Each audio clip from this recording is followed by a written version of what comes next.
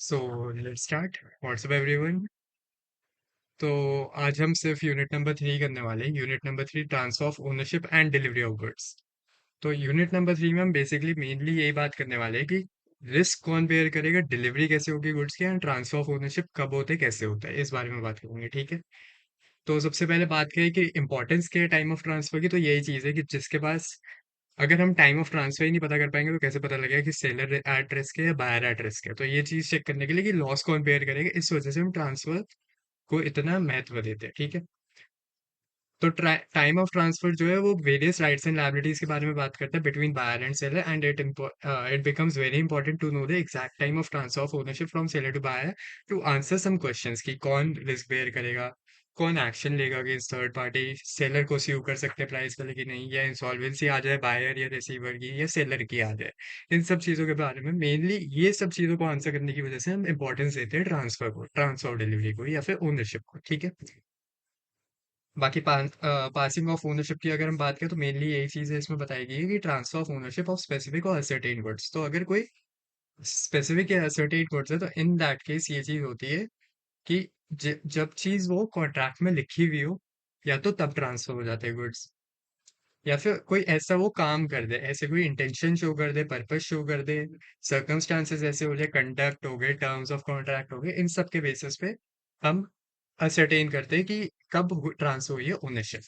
और अगर इनसे भी नहीं पता चले तो सबसे पहली चीज ये होती है कि अगर अनकंडीशनल कॉन्ट्रैक्ट है और गुड्स डिलीवरेबल स्टेट में है, तो कॉन्ट्रैक्ट जब बन चुका है, मतलब कॉन्ट्रैक्ट नहीं बना, मतलब कॉन्ट्रैक्ट बन रहा है ड्राफ्टिंग में, और गुड्स जो है वो डिलीवरेबल स्टेट में, तो जैसे ही कॉन्ट्रैक्ट रेडी होगा at the time of making of contract ownership transfer हो जाएगी। ठीक है। और अनकंडीशनल होना जरूरी है, अनकंडीशनल कॉन्ट्रैक्ट होना चाहिए और सेल होनी चाहिए स्पेसिफिक गुड्स की। ठीक है। अगर डिलीवरेबल स्टेट में नहीं है तो जैसे ही वो डिलीवरेबल स्टेट में आ जाए और बायर को उस चीज का नोटिस पहुंच जाए, वैसे ही वो ओनरशिप ट्रांसफर हो जाती है। बेसिकली गुड्स डिलीवर हो सकते हैं, बायर को उसका नोटिस मिल चुका है कि गुड्स डिलीवर हो सकते हैं, एंड ओनरशिप उसी टाइम ट्रांसफर हो जाएगी। ठीक है। और अगर प्राइस असरटेन करना बचा है, वेट मेजर टेस्ट कुछ भी अगर ये सब बचा है, बट गुड्स डिलीवरेबल स्टेट में और असरटेन हो चुका, असरटेन होना बचा प्राइस, डिलीवरेबल स्टेट में स्पेसिफिक गुड्स है, इन दैट केस ऑल्सो सेलर जो अपना काम है वो कंप्लीट करके बाहर को नोटिस दे दे कि गुड्स रेडी है, इन that case also ownership transfer हो जाती है। ठीक है। और अगर अनअसरटेन गुड्स की बात करें तो जब तक गुड्स असरटेन नहीं हो जाते तब तक ओनरशिप ट्रांसफर नहीं होती। अनसर्टेन गुड्स को अगर ट्रांसफर भी करना है तो इन दैट केस ऑल्सो कुछ एसेंशियल्स होते हैं कि कॉन्ट्रैक्ट फॉर सेल जो है वो अनसर्टेन और फ्यूचर गुड्स का हो, उसमें डिस्क्रिप्शन क्वालिटी जैसी कॉन्ट्रैक्ट में लिखी गई थी वैसी ही वो गुड्स की क्वालिटी हो, गुड्स डिलीवरेबल स्टेट में हो, गुड्स जो है अनकंडीशनली कॉन्ट्रैक्ट में जो जैसे लिखे गए वो बायर को डिलीवर कर दिए जाए, या फिर बायर को डायरेक्टली दे दिए जाए, एजेंट को या कैरियर को। ठीक है।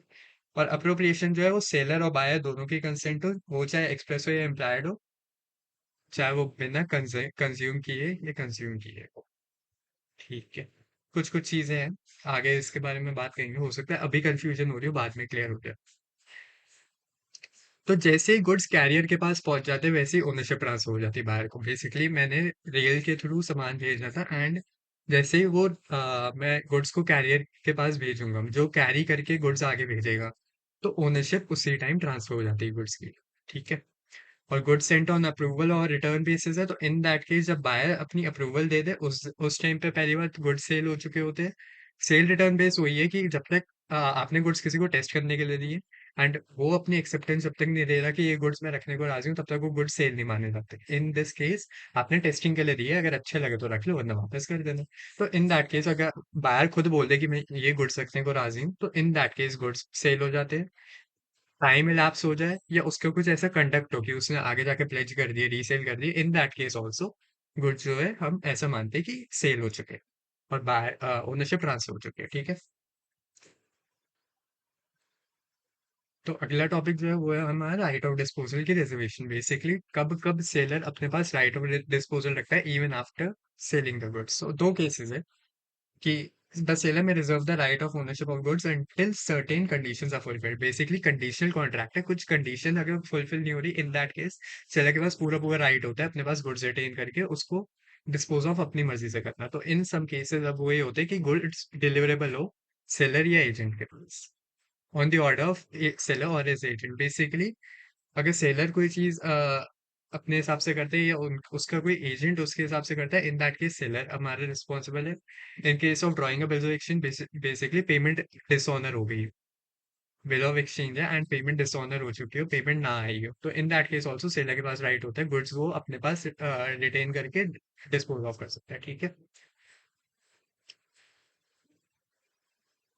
बाकी वही चीज है कि prima facie owner of risk कौन होता है, तो अगर हम उस बारे में बात करें तो एक एक्सेप्शन होती है जहाँ पे डिलीवरी ऑफ गुड्स डिले हो चुकी हो either by fault of either buyer और सेलर, तो गुड्स जो है उस पार्टी के रिस्क पे होते हैं जो जिसकी वजह से वो लॉस हुआ हो बेसिकली।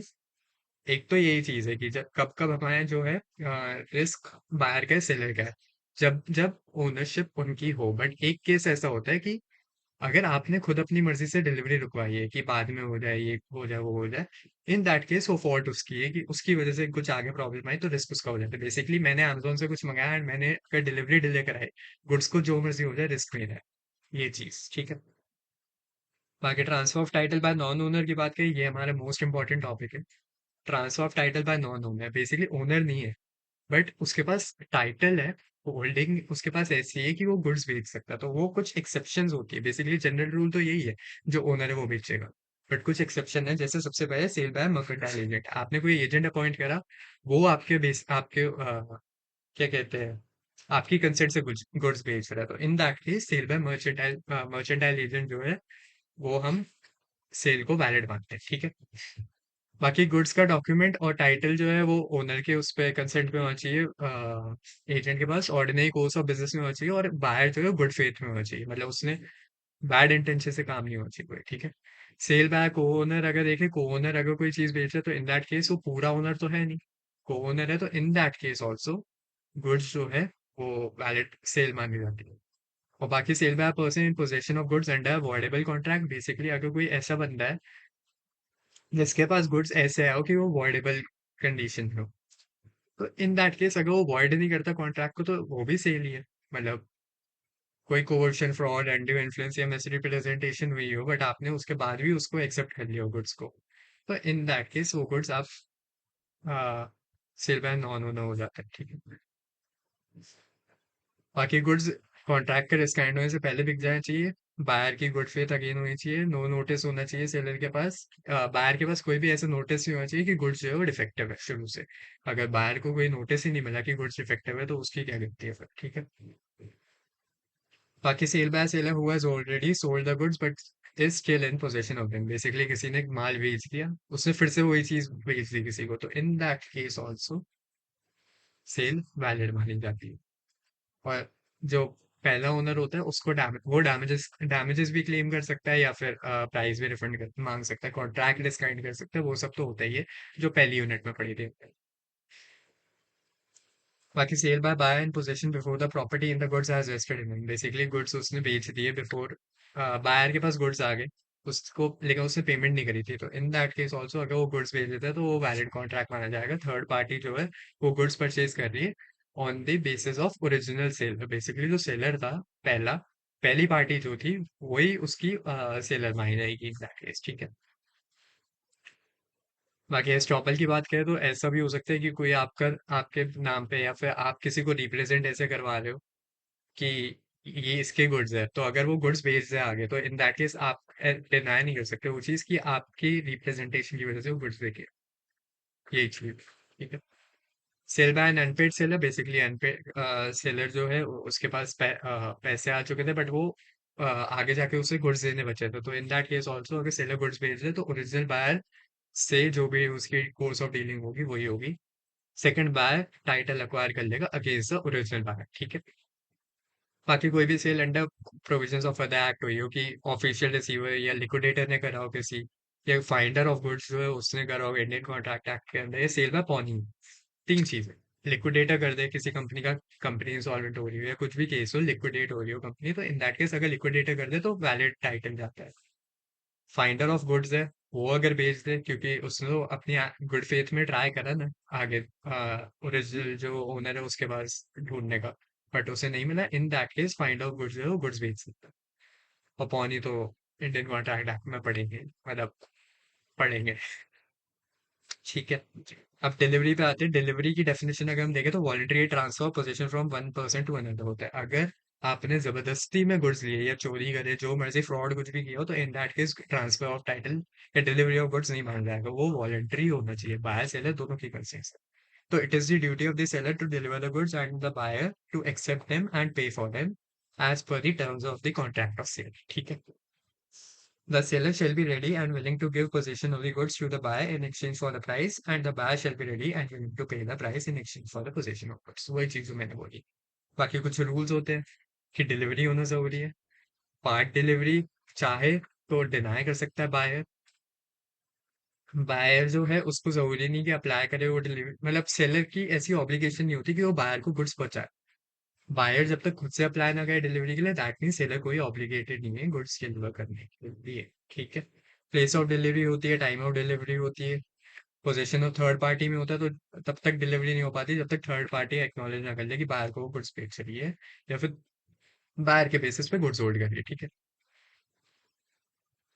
बाकी टेंडर की बात कही, कितने टाइम में अगर डिलीवरी होती है वो चीज कॉन्ट्रैक्ट में लिखी होती है। एक्सपेंसेस डिलीवरी के जो है वो सेलर को बेयर करने पड़ते हैं अनलेस अनटिल कॉन्ट्रैक्ट में लिखा हो। ये चीज इंपॉर्टेंट है, सेलर बेयर करेगा जो कॉस्ट है डिलीवरी की अनलेस अनटिल स्टेट रहेगा कॉन्ट्रैक्ट। डिलीवरी ऑफ अगर रॉन्ग क्वांटिटी हो जाता है तो लार्जर क्वांटिटी है तो गुड्स चाहे वो पूरे रिजेक्ट कर सकता है, कुछ रिजेक्ट कर सकता है, या जितने उसके कॉन्ट्रैक्ट में लिखे थे वो पूरे अगर एक्सेप्ट करता है तो इन दैट केस उसे कॉन्ट्रैक्ट रेट पे प्राइस पे करना पड़ता है। और अगर लेसर क्वांटिटी है तो इन दैट केस वो भी कर सकते हैं कि पूरे एक्सेप्ट कर ले या कुछ भी एक्सेप्ट ना करे। एंड अगर कम एक्सेप्ट करते हैं तो वो भी कॉन्ट्रैक्ट रेट पे ही एक्सेप्टेंस होगी। ठीक है।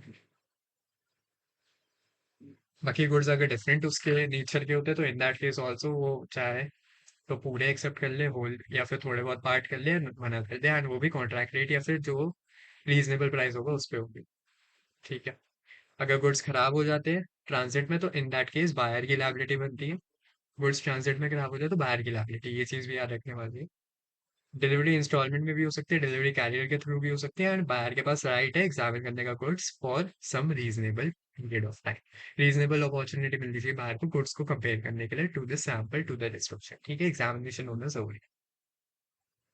तो अब हम पढ़ेंगे rule related to acceptance of delivery of goods. कब कब बायर एक्सेप्ट कर लेता है वो चीज़ कि गुड्स डिलीवर हो चुके हैं उसको। तो जब वो सेलर को ऐसा दिखाई दे कि वो डिलीवर हो चुके हैं, या उसको कोई एक्ट ऐसा हो इनकंसिस्टेंट ओनरशिप से, या फिर वो गुड्स को रिटेन कर ले after the lapse of time, या फिर आफ्टर फुलफिलिंग सम कंडीशन। वही चीज़ जो हमने क्या था, सेल ऑन अप्रूवल या फिर सेल और रिटर्न बेसिस पे जो हमने पढ़ा था, वही सेम चीज की वो ऐसी अपनी, या तो वो बता दे सीधा सीधा, या उसका कोई एक्शन ऐसा हो, या फिर क्या कहते हैं टाइम लैप्स हो जाए, कंडीशन फुलफिल हो जाए, वही चीज। ठीक है।